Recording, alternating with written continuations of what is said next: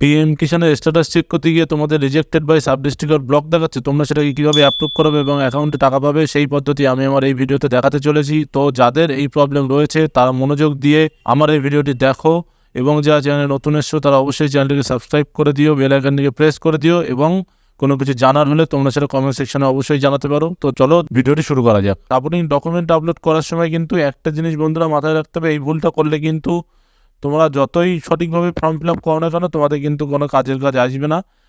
PM কিষানের application অনেককেই reject দেখায় বিভিন্ন কারণের জন্য। আমার কাছে যে প্রবলেমটা যেটা ছিল সেটার কিন্তু রিজেকশন যেটা দেখিয়েছিল তার কারণ হচ্ছে নো ডকুমেন্ট ফাউন্ড, মানে রিজন ফর রিজেকশানে দেখো নো ডকুমেন্ট ফাউন্ড দেখাচ্ছে।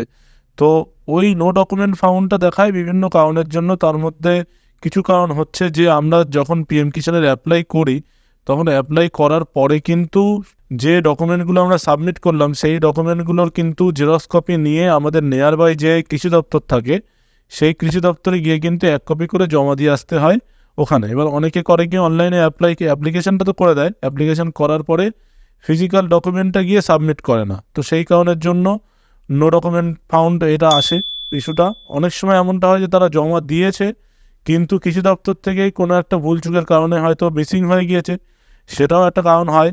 কিন্তু এনার ক্ষেত্রে যে প্রবলেমটা যেটা হয়েছিল যে কারণের জন্য নো ডকুমেন্ট ফাউন্ড দেখিয়েছে সেই প্রবলেমটা আমি ভিডিওটির আগে আলোচনা করবো।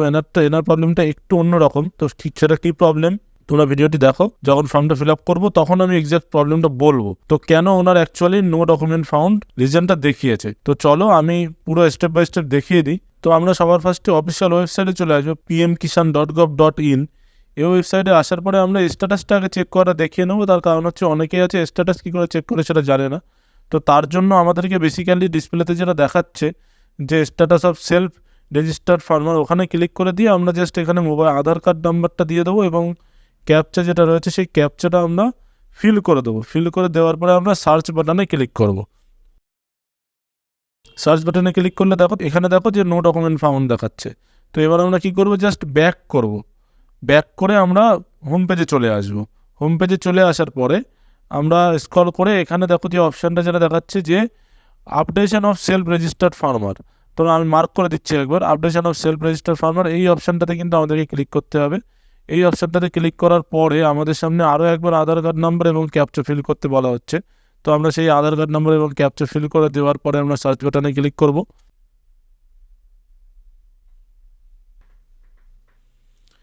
তারপরে আমাদেরকে আমার গেট মোবাইল ওটিপিতে ক্লিক করলাম। ক্লিক করলে মোবাইলে একটা ওটিপি যাবে, সেই ওটিপিটা আমাদেরকে এখানে ফিল করতে হবে এবং ক্যাপচাটাকে আরও একবার চেঞ্জ করতে হবে, মানে এটা প্রতিবার কিন্তু করতে হবে। তো আমরা এখানে ক্যাপচাটা ফিল করে দেবো।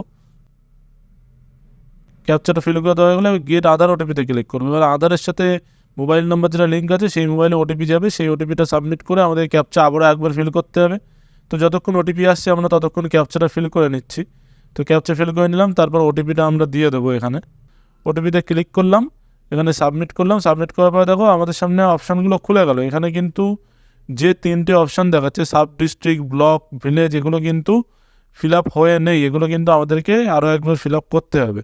তো আমরা সেটাকে আরও একবার ফিল আপ করে নেব এবং তার সাথে সাথে আমাদের এখানে পিএম কিষাণ যেগুলো দেখো এই যে অ্যাপ্লিকেশান যেটা অ্যাকচুয়ালি করা হয়েছিল সেটা কিন্তু যেই সময় অ্যাপ্লাই করা হয়েছিল সেই সময় কিন্তু বেশ কিছু নিয়ম অন্যরকম ছিল। তখন দেখো এই ফর্মগুলো কিন্তু কমপ্লিট ফিল আপ করা নেই, আমি বক্স করে দেখিয়ে দিচ্ছি। আর ওখানে ওই যে ফর্মগুলো ফিল আপ করা নেই তখন কিন্তু এই এক্সট্রা অপশানগুলো ছিল না। তো সেই কারণের জন্য কিন্তু হয়নি। তো আমাদের কাজ কী হবে, বেসিক্যালি যেইগুলো মানে কমপ্লিট ছিল না সেগুলোকে কমপ্লিট করা। তো আমরা এখানে সাব ডিস্ট্রিক্ট, ব্লক এবং ভিলেজ এগুলো সব কটা সিলেক্ট করে নেব। নেওয়ার পরে আমাদের কাজ হবে যে পিএম কিষাণ মানধন যোজনাটা আমরা ইয়েস রাখলে ইয়েস, নো করলে নো। আমি এখানে নো করে দিলাম। পিএম কিষাণ মানধন যোজনা কী যদি না জানা থাকে তোমরা গুগল করে দেখে নাও, না হলে আমি একটা আলাদা ভিডিও বানিয়ে দেবো। তো আমরা এবার কী কাজ হবে, আমাদের যে পোর্শনটা আমাদের ল্যান্ড ডিটেলস যেটা রয়েছে, ল্যান্ড ডিটেলসে কিন্তু অনেকগুলো ঘর দেখো খালি হয়ে রয়েছে। তো ওই কারণের জন্য যখন ওনার অ্যাপ্লিকেশানটা যেই টাইমে করা ছিল সেই সময় তো এই অপশানগুলো ছিল না, কিন্তু অনেক লম্বা অনেক ফর্ম জমা পড়ে। তো যখন গিয়ে ওনার ফর্মটা পৌঁছিয়েছে তখন সিস্টেম অটোমেটিক্যালি আপডেট হয়ে গিয়েছে। তো তখন গিয়ে এই অপশানগুলো আর অ্যাভেলেবেল নেই। তো তারা চাইছে যে ওই অপশানগুলো যেন আবার ফিল করে কাস্টমার আরও একবার আপডেট করুক ফর্মটাকে।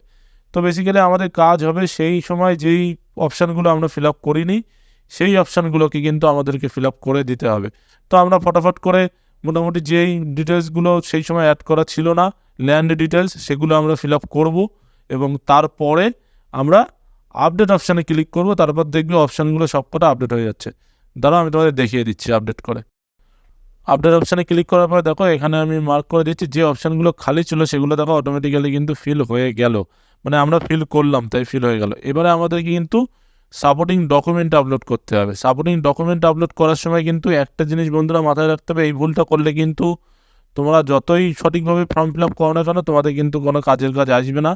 তো ফর্ম যেটা আমাদের এখানে আপলোড করতে বলা হচ্ছে ডকুমেন্টটা, সেই ডকুমেন্টটা আমাদের যেটা আপলোড করতে হবে সেটা হচ্ছে যে আমাদের যদি 2019 সালের আগের জমি হয় তাহলে 2019 সালের আগের যে পর্চা রয়েছে সেই পর্চাটা আমরা স্ক্যান করে নেব। আর 2019 সালের পরে এখন যে কারেন্ট পর্চা রয়েছে ওই কারেন্ট পর্চাটাকে স্ক্যান করে নেবো, মানে দুটো পর্চা নেবো, একটা 2019 সালের আগের আর একটা কারেন্ট পর্চা। এই দুটো পর্চা আমরা স্ক্যান করে নিয়ে পিডিএফ বানিয়ে নেব। যে পিডিএফটা সাইজ তোমাদের এখানেই দেখতে পাচ্ছ, এখানে আগে ছিল 50 কেবি কি 100 কেবির মধ্যে আপলোড করতে হতো, কিন্তু এখন কিন্তু সাইজ কিন্তু একটু বাড়িয়েছে, এখন ক্যাপাসিটি মোটামুটি 200 কেবি করেছে। তো তোমরা 200 কেবি মধ্যে তোমরা পিডিএফটা আপলোড করবে। আপলোড করার পরে জাস্ট সাবমিট করে দিলে তোমাদের সামনে কিন্তু এমন দেখিয়ে দেবে যে record has been updated successfully. এটার একটা প্রিন্ট আউট তোমরা করে নেবে। এটার প্রিন্ট আউট করে নেওয়ার পরে যেমনভাবে তোমরা স্ট্যাটাস চেক করো, আমি যেমন প্রথমে দেখিয়েছিলাম সেমভাবে স্ট্যাটাস চেক করবে। স্ট্যাটাস চেক করলে দেখবে যে তোমাদের সামনে যেটা রিজেক্টেড যেটা দেখাচ্ছিলো সেই রিজেক্টেডটা কিন্তু আর দেখাবে না, তোমাদের সামনে কিন্তু ওখানে পেন্ডিং ফর অ্যাপ্রুভালে অপশান শো করবে, মানে তখন ফর্মটা আবার পেন্ডিংয়ে চলে আসবে। তো পেন্ডিংয়ে যেহেতু চলে আসবে তখন আমরা যে মানে প্রিন্ট আউট করে নিলাম যে কপিটা, এই প্রিন্ট আউট কপিটা নেব এবং তার সাথে যা যা সাপোর্টিং ডকুমেন্ট লাগে সেই সাপোর্টিং ডকুমেন্টগুলো জেরক্স করব, সেলফ অ্যাটেস্টেড করব, করে আমাদের নিকটবর্তী যে কৃষি দপ্তর রয়েছে সেই কৃষি দপ্তরে গিয়ে কিন্তু আমাদেরকে জমা দিয়ে আসতে হবে। কৃষি দপ্তরে গিয়ে জমা দিয়ে আসার কয়েকদিন পরে কিন্তু তোমাদেরকে আবার অনলাইনে এসে কেওয়াইসি করতে হবে। তো কীভাবে অনলাইনে কেওয়াইসি করতে হয় সেই ভিডিও আমার চ্যানেলে আগে থেকে ছাড়া রয়েছে। তো আজকের এই ভিডিওটি কেমন লাগলো তোমরা অবশ্যই কমেন্ট সেকশানে জানাবে। যদি কোনো কিছু জানার থাকে তোমরা অবশ্যই সেটা কমেন্ট সেকশানে বলতে একদম দ্বিধাবোধ করবে না, আমি তার রিপ্লাই তোমাদেরকে করব। তো ধন্যবাদ ভিডিওটি দেখার জন্য, দেখা হচ্ছে নেক্সট ভিডিওতে।